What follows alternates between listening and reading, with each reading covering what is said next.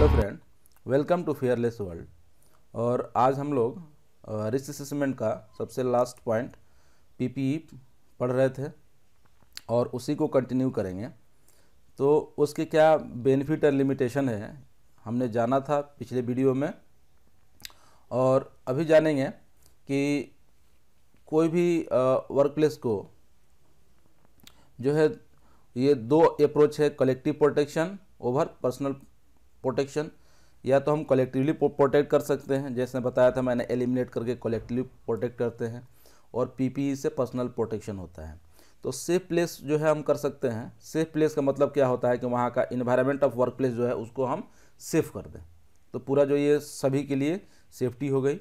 लेकिन किसी अगर व्यक्ति को पर्सनल को सेफ करना है तो उसको हम बिहेवियर और पे ध्यान देते हैं, उसकी कॉम्पिटेंसी पे ध्यान देते हैं, साथ में उसको ट्रेनिंग देते हैं, इंफॉर्मेशन, इंस्ट्रक्शन, ट्रेनिंग ये सब देते हैं ताकि वह व्यक्ति जो है वो सेफ हो जाए।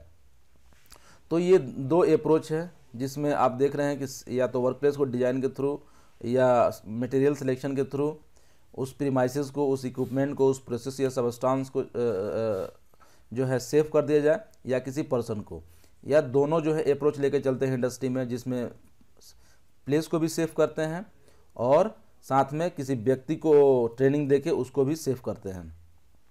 तो ये एक मेथड रहता है।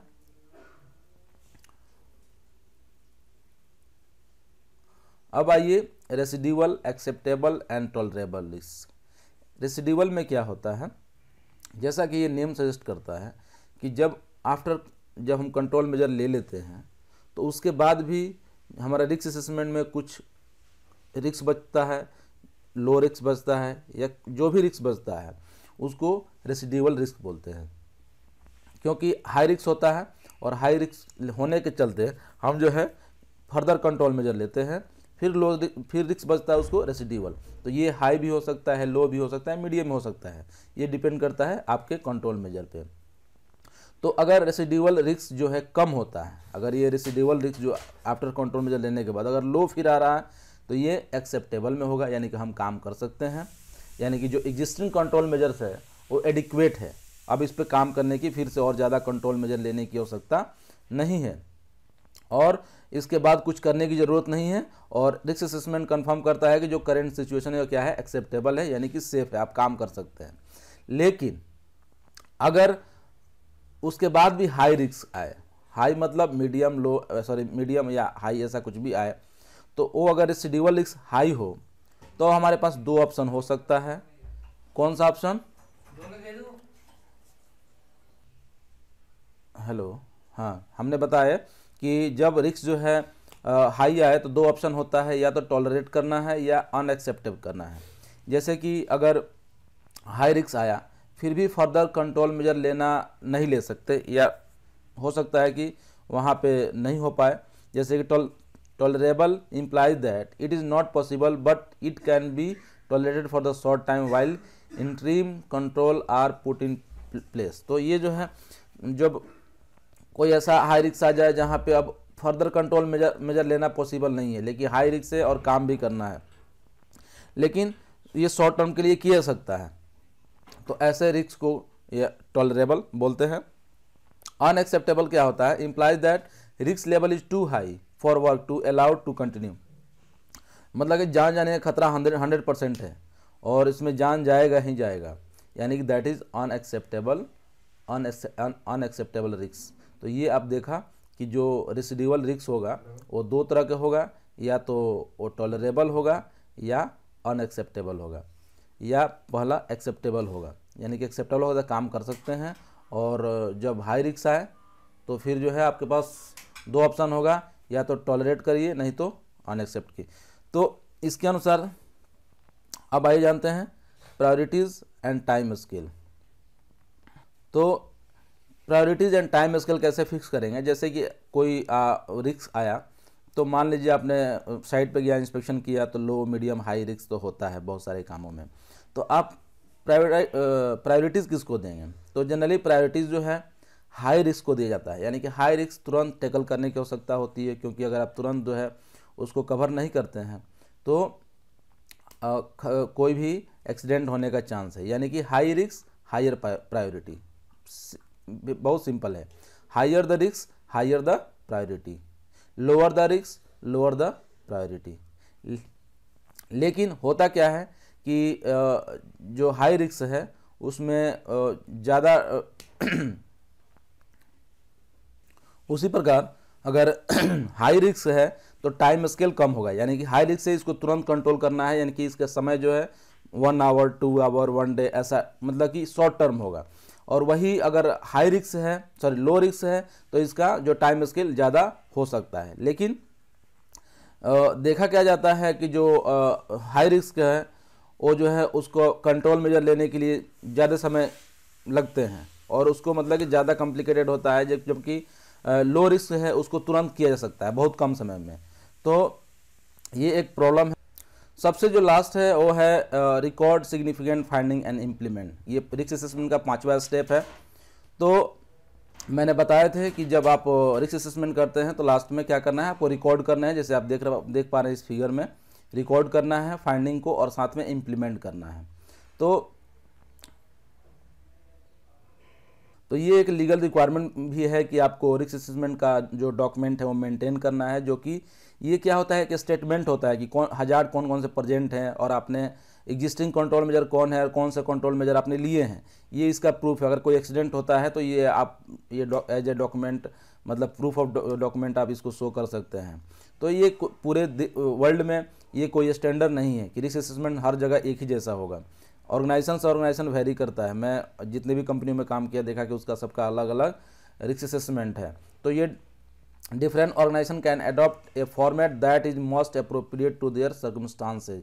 उनके कंपनी के अनुसार जो है वो अपना जिस तरह का वहाँ मैच होता है उसके अनुसार वो लोग रिस्क असेसमेंट लेते हैं। लेकिन जनरली रिस्क असेसमेंट होता क्या है, तो जैसे आप उसमें कॉलम वाइज होते हैं, जैसे आप देख पा रहे हैं फोटो में। पहला कॉलम में होता है identification of the activity area assessed and the significant hazard, ये रहता है, हजार्ड को आइडेंटिफाई करते हैं पहले में। दूसरे में क्या रहता है, identification of group at risk, कौन लोग खतरे में हैं स्पेशली एट रिस्क। तीसरे में क्या होता है, evaluation of risk and adequacy of existing control measure, risk को इवैल्यूएट करते हैं, जैसे रिस्क रेटिंग मैंने बताया। Action plan for implementing further precaution needed, action plan जो है क्या है फर्दर चाहिए। Date of assessment and name of competent person carrying out risk assessment, date डालेंगे, साथ में को किसने किया वो डालेंगे, और लास्ट नीचे जो है रिव्यू डेट रहेगा कि इसको फिर कब रिव्यू करना है। तो ये जो है जो एक टिपिकल कंटेंट है जो कि रिस्क असेसमेंट में होना चाहिए। बाकी ये ऑर्गेनाइजेशन से ऑर्गेनाइजेशन वेरी करता है। आप देखेंगे आप नेट पे भी बहुत सारा है, अगर किसी कंपनी का रिस्क असेसमेंट आप डाउनलोड कर, चाहे मेरा ही मैंने हीरा का वीडियो बनाया है तो उसमें देखना मैंने एक रिस्क असेसमेंट डाले हैं, तो आपको पता चलेगा कि वो मैं जो पिछले कंपनी में था वहाँ कैसा रिस्क, वहाँ पे हीरा कैसा था। तो लास्ट में सबसे जो है वो है review and update. A risk assessment must be reviewed and amended as necessary if there is a reason to suspect that it is no longer valid और if there has been significant change. कोई भी change होता है या valid नहीं रहता है तो हम लोग क्या करते हैं, रिव्यू करते हैं, अपडेट किए। जैसे मैं बताया कि नीचे में रिव्यू और अपडेट का डेट रहेगा। तो यहाँ पे कुछ कमेंट आए हैं, मैं आपको पढ़ के बता दूँ। मोहिबुल्लाह कहते हैं मैं सेफ्टी ऑफिसर हूँ, मैंने रिस्क असेसमेंट बनाया है निबोस के सिलेबस के मुताबिक, चेक लिस्ट। आप अपना ईमेल आईडी दो, मैं आपको भेज दूंगा, आपको सुविधा होगी। ठीक है, मैं आपको अपना ईमेल आईडी सेंड कर दिया हूँ सर। और मोहम्मद सोहेब अहमद कहते हैं you have total right topic in the video, ये परमिट टू वर्क पे कमेंट आया है। So nice to video bro, ठीक है। और ये साहिल इंडस्ट्रियल सेफ्टी बोलते हैं कि sir do not stop this series as you are doing a great work और thanks for your help support and kindness. आपको भी थैंक यू मेरा वीडियो वॉच करने के लिए, और मैं ये सीरीज कंटिन्यू रखूँगा। ये खासकर जो है हिंदी समझने वाले जो स्टूडेंट हैं, खासकर इंग्लिश का लेक्चर से ज़्यादा नहीं समझ पाते हैं, मैं उनके लिए से भी निबोस का आप देखेंगे तो लेक्चर यूट्यूब पे है नहीं, और बहुत सारे लोग जो है इसके लिए काफ़ी अच्छा पैसा पे करते हैं इंस्टीट्यूट में, और उन्हें फिर भी वो चीज़ नहीं मिल पाता है। तो मैंने मेरे वीडियो के माध्यम से वो अच्छे से समझ पाएंगे पहले ही एग्ज़ाम देने के पहले, और क्लास अटेंड करेंगे तो और ज़्यादा समझ में आएगा। तो तो हमें लगता है कि जो हमारे हिंदी वाले भाई हैं तो उन्हें फिर एग्ज़ाम फेस करने में ज़्यादा प्रॉब्लम नहीं होगा और उनका पैसा बर्बाद भी नहीं होगा, क्योंकि हर एक एग्ज़ाम देने के लिए ज़्यादा पैसे पे करने पड़ते हैं। ये एक बहुत बड़ा प्रॉब्लम है। तो हमारे सभी भाइयों का पैसे बर्बाद होता है। तो मेरे माध्यम से अगर उनका कुछ पैसा सेव हो जाता है या नॉलेज बढ़ जाता है तो मैं अपने आप को अच्छा समझता हूँ। तो सबसे लास्ट स्टेप हम लोग चल रहे हैं रिस्क असेसमेंट का। ये थोड़ा बड़ा टॉपिक है, कोई बात नहीं, आप लोग, इसीलिए मैं 20-20 मिनट के वीडियो करके डाल रहा हूँ। तो सबसे लास्ट है रिव्यू एंड अपडेट। रिव्यू कब करना है? जब कोई चेंजेस हो। तो number of situation can trigger a review of risk assessment. तो क्या क्या चेंजेस होगा, तो आइए एक शॉर्ट में ये आप याद रखिएगा, क्योंकि ये सारे क्वेश्चन जो है ना, जो टॉपिक फोकस वाले हैं उसको आप वैसे ही याद रखें, क्योंकि ये क्वेश्चन पूछता है और पूछने का ज़्यादा चांस रहता है। मैं ये तो नहीं कर सकता, निबोस में क्या है, क्वेश्चन रिपीट भी ज़्यादा नहीं होता है, वो हर एक डिफरेंट स्टाइल के क्वेश्चन पूछते रहते हैं। तो number of situation can trigger review of risk assessment. Significant change to something that risk assessment related to. कोई भी सिग्निफिकेंट चेंज होगा, जैसे प्रोसेस चेंज हुआ, सबस्टांस चेंज हुआ, इक्विपमेंट चेंज हुआ, वर्क प्लेस इन्वायरमेंट चेंज हुआ, पर्सनल चेंज हुए, साथ में लीगल स्टैंडर्ड चेंज हुआ, कोई आपके देश का कानून चेंज हो गया, तब भी आपको रिस्क असेसमेंट करने हैं। There is a reason to suspect that assessment is not valid. कब जो है आप कहेंगे कि ये रिस्क असेसमेंट अच्छा नहीं है? एक पहला, जब एक्सीडेंट हो जाए। मान लीजिए एक्सीडेंट हो जाए तो आपने कंट्रोल मेजर लिए, रिस्क तो लो है लेकिन फिर भी एक्सीडेंट हो गया, तो आपका रिस्क असेसमेंट जो है वैलिड नहीं है, यानी कि फिर से आपको बनाने हैं, यानी कि रिव्यू करना है कहाँ हमने गलती की।